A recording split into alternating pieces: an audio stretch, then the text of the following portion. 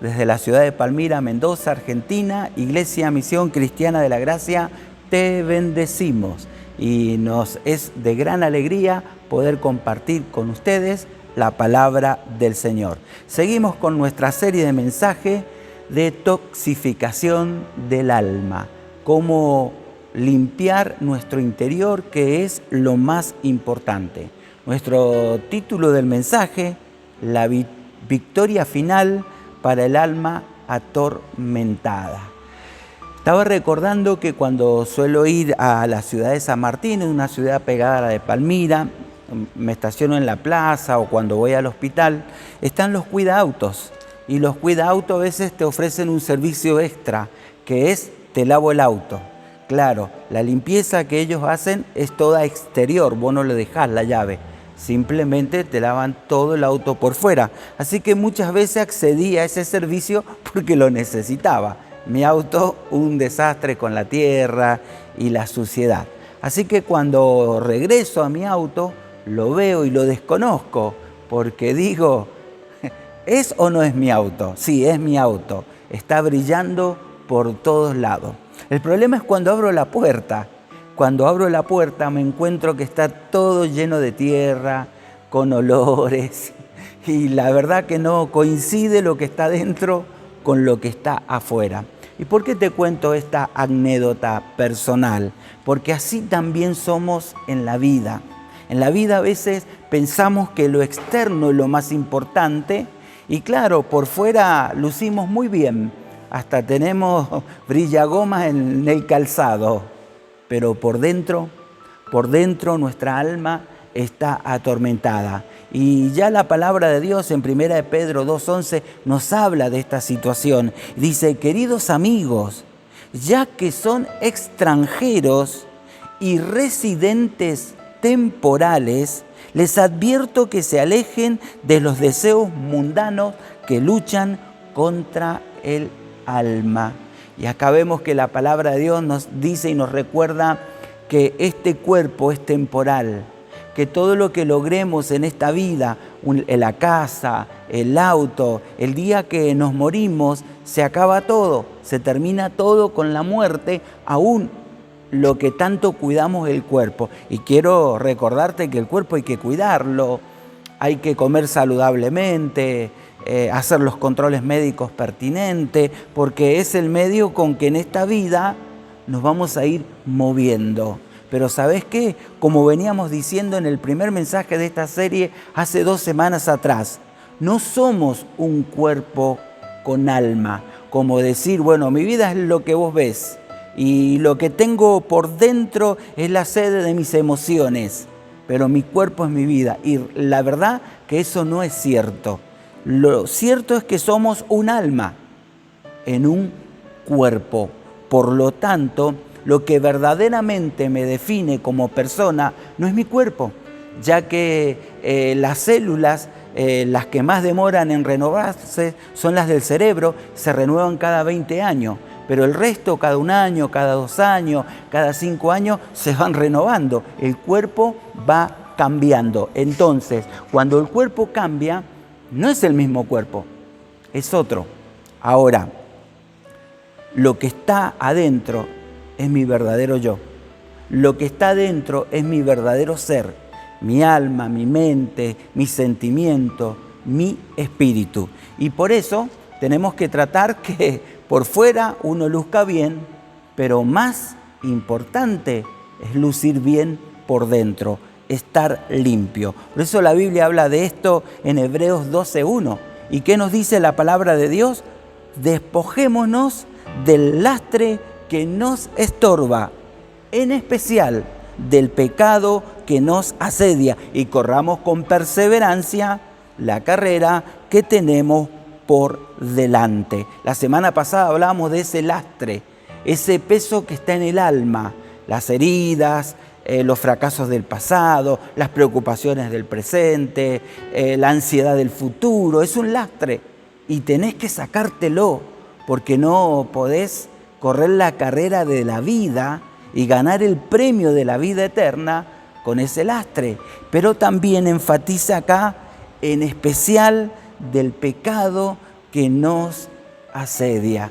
Y hay muchas maneras de interpretar qué es el pecado en distintas iglesias, en distintas religiones. Algunos dicen es lo que mirás, lo que tocas, lo que haces, lo que no haces, lo define como pecado. Pero lo más importante es entender qué dice la Biblia que es el pecado. Tenemos que ver el pecado según la Biblia.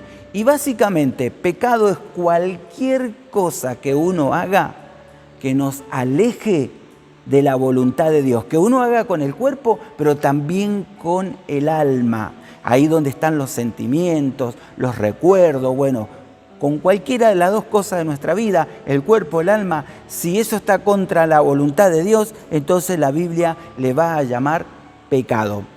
Hay muchas palabras que se traducen al castellano indicando el pecado. Vamos a considerar cuatro palabras que en el original griego se empezaron a traducir como pecado. Y la primera es kakos. ¿Qué significa kakos? Enfermedad. Es aquello que te mata, es aquello que te daña. Ahora, interesante, ¿a qué te suena kakos? Más si le cambiara la última vocal, ¿verdad? Suena a caca.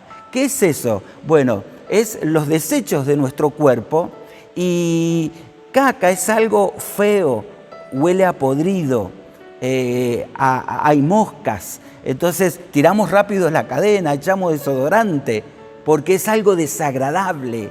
Y esto es realmente lo que está diciendo la Biblia. Cacos es algo desagradable, es algo putrefacto, es algo que echa mal olor. Es parecido en la ruta, hay carteles con límite de velocidad. Normalmente te dicen 110 velocidad máxima en los autopistas. Ahora tu auto llega a 180 y llega a 200 kilómetros. Y nosotros a los carteles le hacemos caso omiso. Y como el auto da 200 hay que pisarlo, que llegue 180, que llegue a 200. Pero cuando hay un camionero que se quedó dormido y se te cruzó, no es lo mismo frenar a 110 que frenar a 200 kilómetros por hora. Probablemente no alcances a frenar tu auto y lo que te están diciendo esos carteles es cuida tu vida, cuida los que te acompañan en el vehículo. Hay un máximo de velocidad, si vos te excedes, tu vida corre peligro. No es lo mismo tragarse una curva a 110 que a 160 kilómetros por hora. Hay una gran diferencia y posibilidades de que al siniestrarte de esa manera puedas salvar o no tu vida. Obviamente que si respetás los límites de velocidad, vas a salvar tu vida. Lo mismo es el pecado. Cuando nosotros lo empezamos a vivir en nuestra vida, como dice acá, es una enfermedad el pecado, y no solo con lo que yo pueda hacer con mi cuerpo, sino a veces con mi alma. Por ejemplo, perdonar, y decido no perdonar. Y kakos significa el pecado de no perdonar, que te vas a enfermar, que vas a vivir tu vida mal. La envidia, el resentimiento, son cosas que están adentro, no se ven. Bueno, entonces lo que podemos ver entonces en esos ejemplos, cómo el pecado te mata, te destruye, te quita la felicidad, te quita la esperanza. Hay otra palabra, hamartía, significa errar el blanco. En los tiempos bíblicos se usaba el arco y la flecha, y entonces cuando alguien tiraba el blanco y le erraba, decía jarmatía, que significaba erró el blanco. Bueno, esa es una traducción también del pecado, que significa salirse del camino. Un ejemplo que podemos poner, porque esto está revelando la falta de responsabilidad para hacer lo que Dios quiere que hagamos en nuestra vida.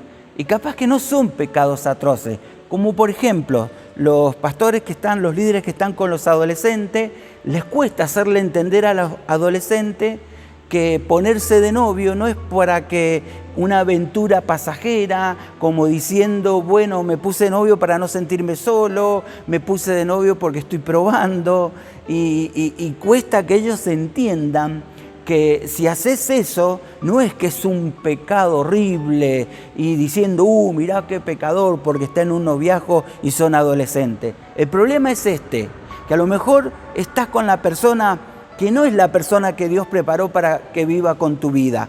Y vos estás con esa persona y a lo mejor está el día y el momento en conocer a la persona con quien Dios desea que sirvan juntos a Él, que formen un hogar y que tengan hermosos hijos. Y vos por estar con otra persona, perdiendo el tiempo, erras el blanco. Y vuelvo a repetirte, no es un pecado terrible, pero te puede privar de los planes de Dios maravillosos que hay con tu vida. Este es un ejemplo de cómo a veces no somos responsables para hacer las cosas que tenemos que hacer, que es la voluntad de Dios en nuestra vida. Después hay otra traducción del pecado que es adiquía. Adiquía se traduce como adicción.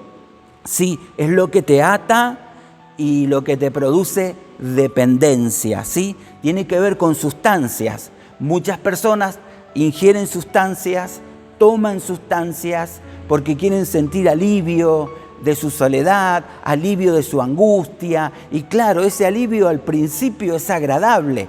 Si nadie va a tomar una sustancia desagradable, que sea fea, sí, es agradable. Pero al final eso te ata. Y al final te puede pasar factura y hasta puede cobrar con tu vida según el tipo de adicción que tengas. Y también tiene que ver con la codependencia, donde a veces dependés de una persona a tal punto que no importa tu dignidad, pero vos estás al lado de esa persona porque no podés estar sin esa persona. Y eso se llama codependencia. Y a veces es al precio de rebajar tu propia dignidad. Y Dios no quiere que estemos atados, que seamos dependientes de algo o de alguien. En cuarto lugar, tenemos la palabra griega que se va a traducir como rebelión, parabasis. Parabasis se traduce rebelión, significa transgredir, hacer lo que se me da la gana, hacer lo que quiero. Y la Biblia dice que Jesús murió por nuestras transgresiones, es decir, por nuestras rebeliones. La cultura que tenemos, la forma de vida de las personas, en las universidades, en las novelas, te van diciendo que para ser feliz tenés que rebelarte contra toda institución, que vos sos dueño de tu cuerpo y que con tu cuerpo haces lo que se te da la gana. Eso se llama transgresión. ¿Y sabés qué? Esas transgresiones, hoy en día, por ejemplo, en las universidades, los filósofos te dicen que tenés que leer lo que está de moda, Nietzsche. Inclusive hay frases de Nietzsche que son sanas, que son verdades, que se usan hasta para tarjetas de cumpleaños. Pero lo que no te cuentan de Nietzsche es que él escribió un libro que se tituló Para ser libre hay que matar a Dios. Es decir, nadie puede sentirse libre con la existencia de Dios porque Dios es moral. Pero si lográs sacar la existencia de Dios, bueno, vos haces lo que se te da la gana, porque no hay nadie que te va a pedir cuenta. Nietzsche escribió eso. Nietzsche tenía esa teoría. Aún más, él fue el inspirador de la ideología nazi, porque él hablaba de cuerpos perfectos, de hombres perfectos, con una anatomía perfecta. Bueno, lo que alimentó la ideología nazi. Y nadie te cuenta que Nietzsche, a los 40 años, por las perturbaciones de su mente, se quitó la vida. Eso no te lo cuentan, solo te cuentan algunas cosas que consideran buenas, pero que te llevan a la rebelión con Dios. Otro psicoanalista que está de moda, Sigmund Freud. Freud también escribió y dijo que la religión es neurótica y colectiva. Es decir, que no tenés que creer en un ser supremo, no tenés que tener una religión, tenés que ser libre y hacer lo que querés, lo que vos creas que te hace sentir bien, hacerlo. Bueno, eso pregonaba Freud, pero nadie te cuenta que él también le dio cáncer en su vida y fue y compró una inyección letal y él dijo, no voy a luchar con esto, y se le inyectó y se quitó la vida. Nadie te cuenta cómo terminan los propulsores de la rebelión, los que te dicen tenés que ser libre y tenés que vivir como vos querés. Bueno, nadie te cuenta eso. Así que todo esto es lo que la Biblia define como pecado. Lo repasamos. Kakos, esa enfermedad, te hace transgredir los límites con tu cuerpo o con tu alma. Hamartía, cuando erras el blanco, no son cosas grosas, pero te hace errar la voluntad de Dios. La adiquía, las adicciones a las sustancias o a personas. Parabasis, que tiene que ver con rebelión, ¿sí? Transgredir, ser una persona o mujer libre y hacer lo que quiera. Ahora, ¿cómo el pecado nos atormenta en nuestra vida? La Biblia dice que el diablo en Juan 8, 44, 45, él nos engaña y es mentiroso. Dice, el diablo no se mantiene en la verdad, porque no hay verdad en él. Cuando habla mentira, habla de lo que es propio, porque es mentiroso y padre de mentira.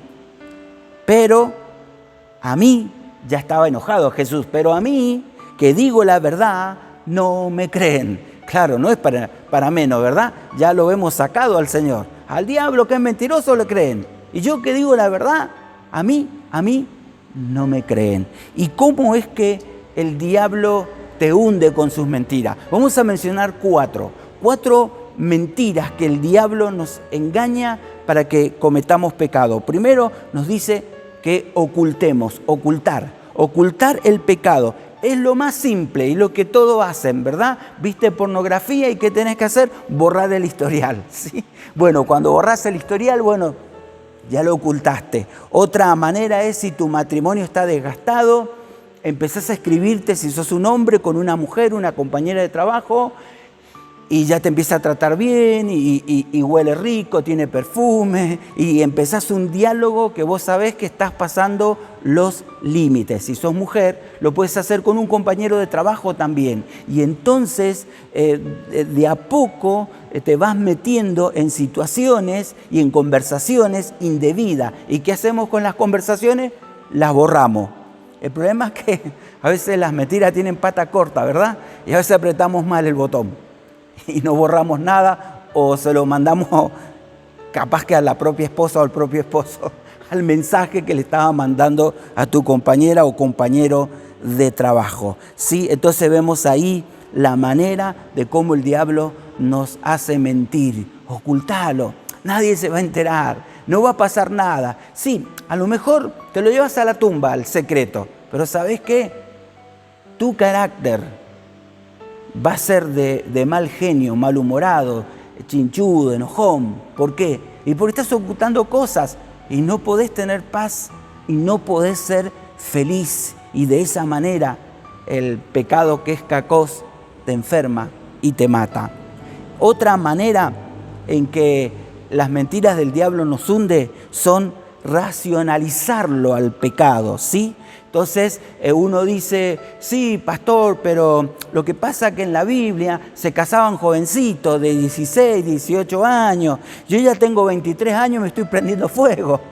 Y la cosa cambió. Y ahora que está internet ni le cuento. Entonces como que uno empieza a racionalizar. Sí, bueno, antes era una cosa, pero ahora es otra cosa. Así que bueno, vía libre nomás, ¿sí? Entonces ahí empezamos a racionalizar el pecado. Tenés mal carácter y decís, no, lo que pasa es que yo soy descendiente de Tano, soy italiano y los italianos son así. Otro dice, no, lo que pasa es que yo soy hijo de alemán. Otro dice, yo soy hijo de los mapuches.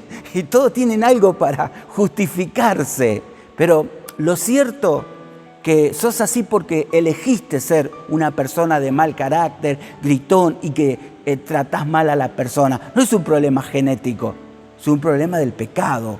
Y uno empieza a racionalizarlo. Otra mentira, la tercera mentira, es cuando lo comparamos, ¿sí? Y siempre hay alguien que se la manda más que vos.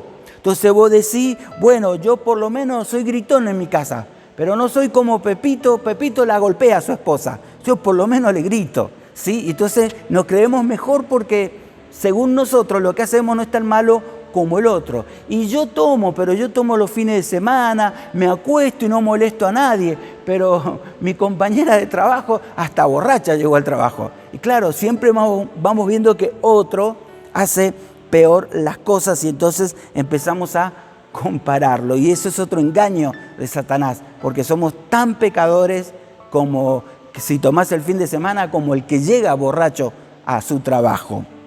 Y lo último de estas 4 mentiras que nos hunde es cuando queremos compensarlo, ¿sí? Queremos compensarlo y esto a veces es como lo hacemos con la religión y ponemos una balanza mística. Sí, hago cosas malas, pero también hago cosas buenas. Y como hago cosas buenas, compenso con lo que estoy haciendo mal, ¿sí? Y compensar el pecado es otro engaño de Satanás. ¿Y cómo lo hace? A través del activismo religioso. Pasa en la iglesia evangélica, católica, de los mormones, la sinagoga, los musulmanes. En todas partes hay gente que tiene activismo religioso. Viene a la iglesia, bien cambiadito, camisa y corbata, de punta en blanco, se sienta, es un señorito, una señorita, pero llega a su casa y cuando llega a su casa maltrata a su familia. Sí, en la iglesia es una cosa, pero en su casa, en su trabajo, es otra. Y él cree que está compensando eso, ¿verdad? Viene un rato a la iglesia, se muestra como el mejor y bueno, ahí está su obra buena. Pero después sigue su obra mala. Entonces vemos esas cosas que hace el diablo y que nos miente. Dice, ocultalo a tu pecado, que nadie se entere. Racionalizarlo, decir, bueno, sos una víctima, tenés sangre de Tano, por eso sos así. O lo comparás, claro, siempre con alguien peor. O finalmente querés compensarlo y haces algunas cosas buenas. Y pensás que se va a poner en la balanza y que te va a dar positivo. Pero no, es engaño de Satanás. La forma en que él nos seduce y nos arrastra para el pecado. Ahora, la buena noticia es cómo podemos liberar nuestra alma atormentada por el pecado, ¿sí?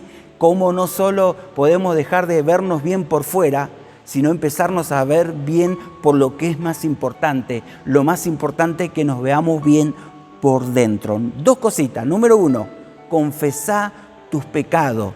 Dice un dicho, al pan, pan y al vino, vino, ¿sí? Bueno, es decir, llama las cosas por su nombre, ¿sí? Entonces, dice Proverbio 28:13, el que encubre sus pecados no prosperará. El que los confiesa y se aparta de ellos alcanzará misericordia divina. Entonces, decile el nombre de tu pecado. Es una adicción, es un patrón de conducta agresivo, es una mentira, es algo que estás haciendo mal.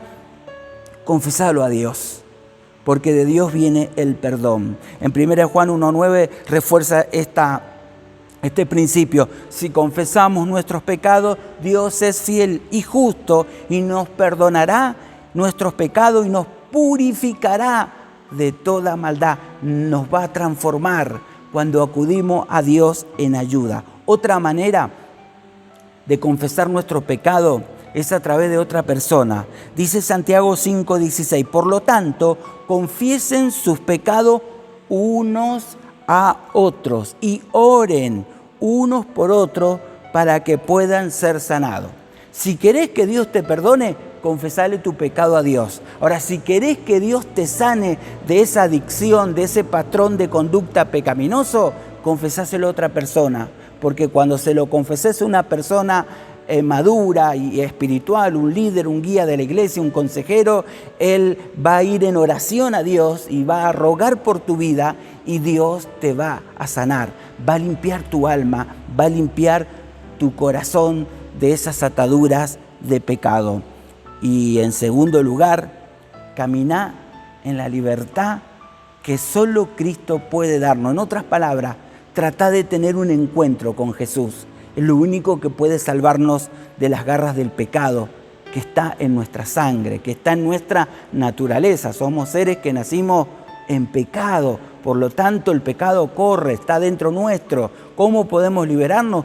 Número 1, confesando. Número 2, en Cristo, caminando en la libertad que Él nos da. Por eso dice Pablo en 1 Corintios 10:13, ustedes no han sufrido ninguna tentación que no sea común al género humano, ¿sí? Cuando abrís tu corazón con otras personas, te vas a dar cuenta que a las otras personas le está pasando lo mismo o algo muy parecido.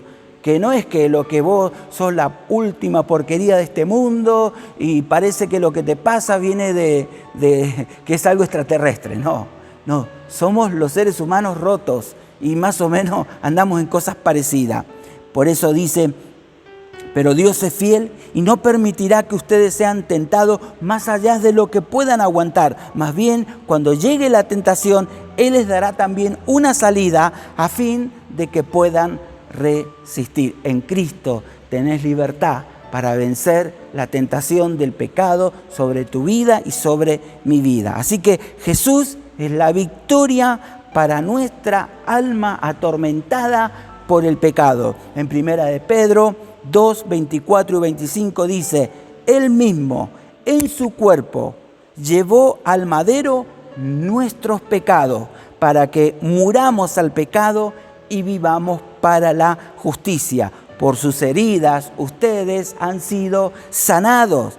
Antes eran ustedes como ovejas descarriadas, pero ahora han vuelto al pastor que cuida sus vidas. ¿Quién puede cuidar nuestras vidas de las garras del diablo, de las garras del pecado? Solo Cristo. Él en la cruz ya nos liberó de toda rebelión, de todo pecado. Y hoy, si lo recibimos en el corazón, si nos rendimos a Él, si le decimos, Señor, este es mi problema, esta es mi debilidad, esta es mi adicción, este es el patrón que gobierna mi vida, bueno, Él te va a hacer libre. Por eso quiero invitarte a que tengas un encuentro con Dios, que en este momento vamos a orar y vos ahí donde te encontrás, ahí en tu hogar, quizás con tu familia o quizás estás solo o con un amigo, una amiga, bueno, te invito a que se tomen de su mano, abran el corazón a Dios y reciban la gracia que perdona, que nos limpia de pecado y que nos hace un alma libre del tormento del pecado. Padre Dios, te damos gracias por tu palabra. Gracias por recordarnos que somos un alma en un cuerpo y que si bien hay que cuidar este cuerpo, pero más importante es lo que yo soy, es lo que está por dentro, mi voluntad, mis pensamientos, mis sentimientos, mi espíritu, mi corazón, como quieras llamarle, lo que está dentro es tu verdadero ser y ese ser necesita ser purificado por el poder del pacto de la sangre de Jesucristo. Él murió en una cruz y lo hizo por mis pecados, por tus pecados. Él murió para otorgarnos perdón y regalo de vida eterna. Por eso te invitamos, Jesús, a que seas el Señor y el Salvador personal de nuestra vida. Y aun si has sido hijo de Dios y has sido arrastrado y engañado por el maligno, en esta hora volvámonos juntos al Señor y pidamos que su gracia nos transforme, que dejemos la religiosidad y empecemos a vivir una vida de cambios, una vida de transformación. Solo con el poder de Cristo, con el poder del Espíritu Santo sobre nuestra vida, que vamos a alcanzarlo. Por eso, llénanos de tu gracia, llénanos de tu Espíritu Santo y ayúdanos a vivir la vida victoriosa. Lo pedimos en el nombre de Jesús. Amén y amén. Que Dios te bendiga ricamente. Digno es el Cordero de Dios. Digno es el Rey que la muerte venció. Digno es el Cordero de